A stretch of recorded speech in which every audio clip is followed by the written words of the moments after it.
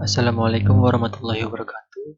Saya Alma Hendriana akan menjelaskan materi dasar perpajakan yang meliputi pengertian hukum pajak, alasan pemerintah memungut pajak, teori dan asas pemungutan pajak. Baiklah, materi pertama yaitu pengertian hukum pajak.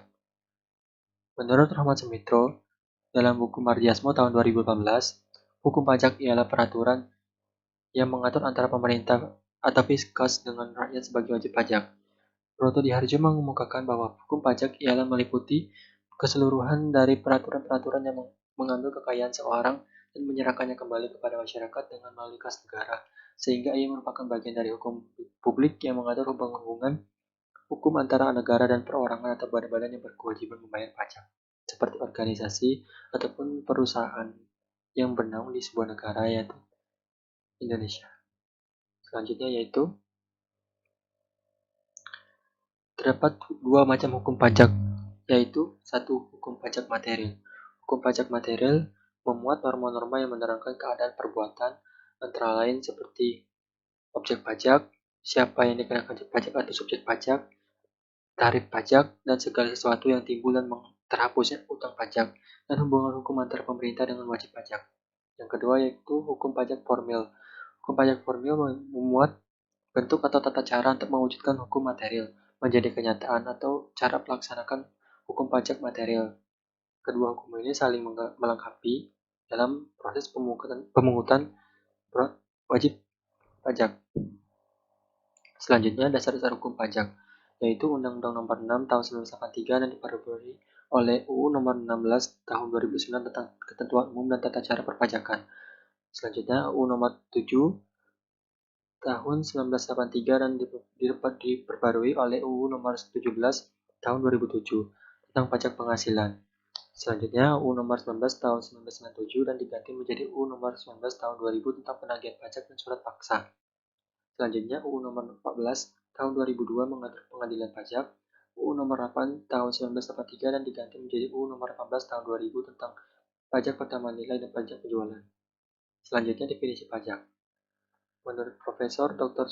Rahmat Sumitro, SH, pajak merupakan iuran rakyat kepada kas negara berdasarkan undang-undang yang dapat dipaksakan dengan tidak mendapat jasa timbal atau kontraprestasi yang langsung dapat ditunjukkan dan yang digunakan untuk membayar pengeluaran umum. Selanjutnya, terdapat beberapa unsur dalam pemungutan pajak, yaitu dalam pemungutan pajak haruslah berupa uang dan bukan barang, dan berdasarkan undang-undang, dan yang ketiga tanpa jasa timbal, dan keempat digunakan untuk membiayai rumah tangga negara. Selanjutnya, ciri-ciri pajak berdasarkan UU KUHP Nomor 28 Tahun 2007 Pasal 1 Ayat 1, yaitu 1. Pajak merupakan kontribusi wajib warga negara kepada negara. 2. Pajak bersifat memaksa untuk setiap warga negara. 3. Warga negara tidak mendapat imbalan langsung. 4. Berdasarkan undang-undang. Selanjutnya, terdapat manfaat uang pajak bagi beberapa pihak. Yang pertama, bagi masyarakat. Tentunya, uang pajak digunakan untuk pembangunan dan digunakan untuk masyarakat seperti untuk pembangunan berbagai infrastruktur yang meliputi jalanan, rumah sakit, sekolah, dan lain sebagainya. Bermanfaat sebagai subsidi bahan bakar dan untuk melaksanakan demokrasi seperti pemilu.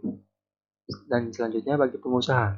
Bagi pengusaha sendiri, itu dapat menunjukkan kredibilitas perusahaan, 2. Menunjukkan sehatnya keuangan perusahaan, 3. Terlihat lebih profesional. Dan ketiga, bagi rumah tangga negara. Tentunya, uang pajak digunakan untuk aktivitas yang meliputi kegiatan negara, seperti pendanaan negara yang memiliki sifat self-liquidating, seperti pendanaan proyek yang produktif. Kedua, untuk pendanaan reproduktif, seperti contohnya pengeluaran yang sangat menguntungkan dari sektor ekonomi untuk masyarakat. Selanjutnya,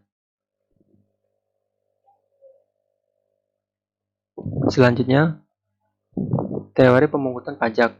Dalam teori pemungutan pajak, terdapat atas dasar apakah negara mempunyai hak untuk memungut pajak. Terdapat beberapa teori yang menjelaskan atau memberikan justifikasi pemberian hak kepada negara untuk memungut pajak.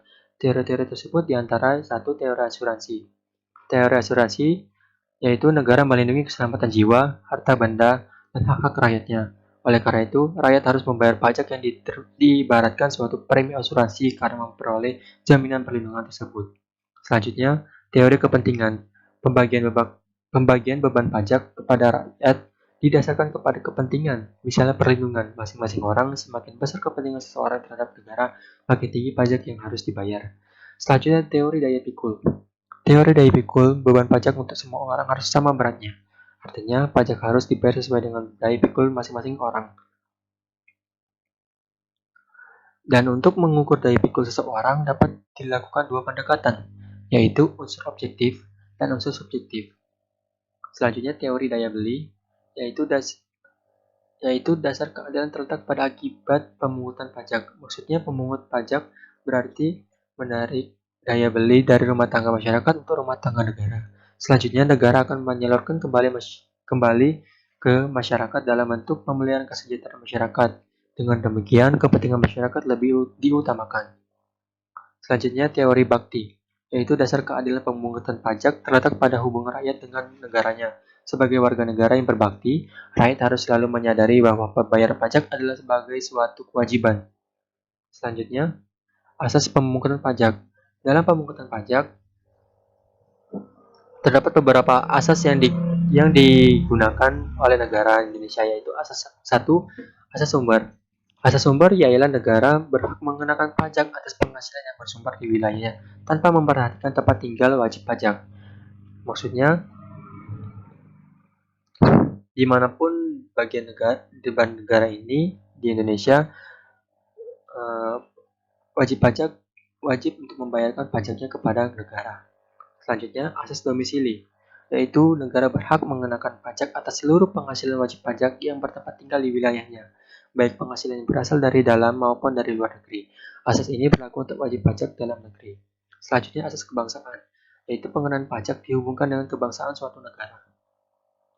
Selanjutnya, kesimpulan. Pajak merupakan salah satu fondasi kekuatan ekonomi negara. Selain itu, pajak juga merupakan salah satu sumber penghasilan negara, yaitu penggunaan uang pajak telah diatur dalam peraturan perundang-undangan, sehingga pemungutan pajak tidak sembarangan. Selain itu, terdapat berbagai teori dan asas dalam pemungutan pajak di Indonesia. Baiklah, terima kasih terima kasih atas perhatiannya. Maaf jika ada kekurangan. Wassalamualaikum warahmatullahi wabarakatuh.